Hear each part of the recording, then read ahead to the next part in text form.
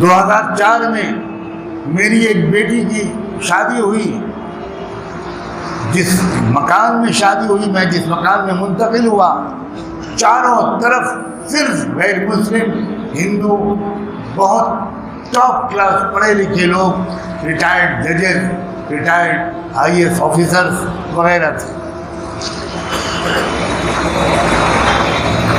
اب وہ بچیاں پڑوس کی غیر مسلم ہندو بچیاں، اللہ کا شکر ہے کہ میرے گھر میں آتی جاتی تھی، میری اہلیہ سے بہت مانوس تھی، آنٹی آنٹی کہتی تھی، میری بچیوں کو وہ بہت پیار کرتی تھی، کسی کو بڑی بہن کی حیثیت سے، کسی کو چھوٹی بہن کی حیثیت سے۔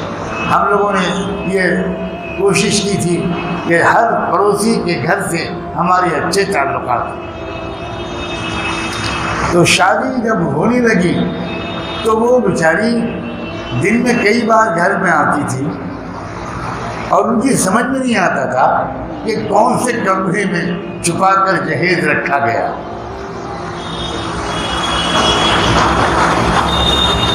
کبھی ادھر جھانکتی، کبھی ادھر جھانکتی، باہر کسی گاڑی کی آواز آتی تو دوڑ کے جاتی، وہ پردہ تو کرتی نہیں تھی کہ شاید ٹرک آیا ہے جہیز کے سامان لے کر۔ اور نکاح ہوا، بچی رخصت ہوئی، اور کچھ بھی نہیں۔ تو جب میری بیٹی رخصت ہو گئی تب اور مہمان بھی جو 10-20 تھے وہ چلے گئے، تو ان بیٹیوں، وہ بیٹیاں بیٹھیں، وہ ابھی نہیں جانے۔ بالآخر انہوں نے ہمت کر کے پوچھا میری بڑی بیٹی سے کہ کیا بہت پہلے جہیز بھیج دیا گیا؟ انہوں نے کہا کہ بھائی تم تو پڑوس میں رہتی ہو، اگر کوئی جہیز جاتا تو تم کو تو پتہ چل جاتا۔ اب وہ یقین ہی نہیں آیا، مان ہی نہیں رہی تھی کہ اتنا پڑھا لکھا لڑکا، باہر کے ملک میں سروس کرنے والا، اتنا ہائیلی کوالیفائڈ لڑکا، اس کے گھر میں آپ کی بیٹی گئی اور جہیز ہوئی۔ تب میری اہلیہ نے ان بچیوں کو سمجھایا کہ بیٹیوں، بچیوں، جہیز لینا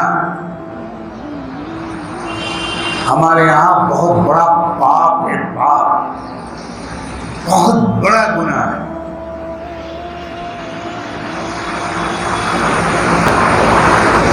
بیٹی ہی ہم کو کوئی دے رہا ہے یا ہم کسی کو بیٹی دے رہے ہیں، اس سے بڑھ کر کیا ہو سکتا ہے؟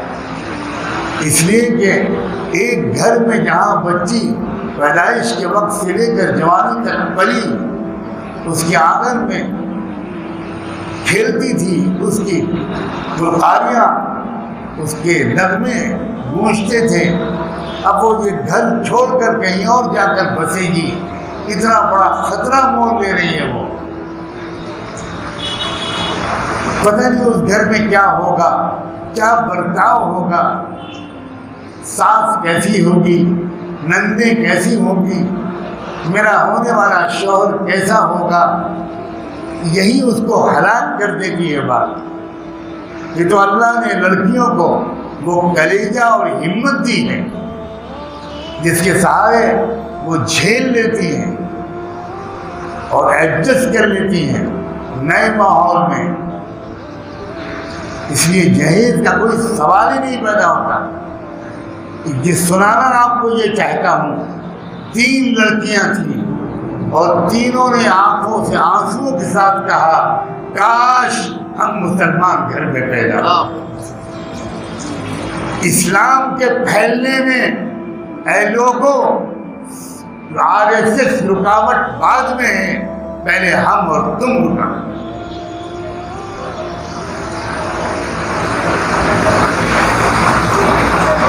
ہم عقل کے اندھے ہیں، ہمیں کچھ خبر نہیں کہ پورا سماج ہمیں دیکھتا ہے، ہر وقت واچ کرتا ہے، سی سی ٹی وی کے کیمروں کی طرح ہماری تصویریں لیتا ہے، ہم سڑک پر کیسے چلتے ہیں، ہمارے لڑکے کیا لڑکیوں کو دیکھتے ہیں، کیا فلرٹ کرتے ہیں، کیا موبائل پر اور انٹرنیٹ پر چیٹنگ کرتے ہیں، کیا دکھائیں گے ہم اللہ کے رسول کو؟ اور ایک بات میں ڈرتے ڈرتے کہنا ضروری سمجھتا ہوں، اگر اللہ کے رسول اس دنیا میں ہم کو دیکھ کر خوش نہ ہوئے تو کیا قیامت کے میدان میں روز محشر ہم کو دیکھ کر خوش ہوں گے؟ اور جس سے اللہ کے رسول ناراض ہوں گے اللہ اس سے کبھی راضی نہیں، کبھی راضی نہیں۔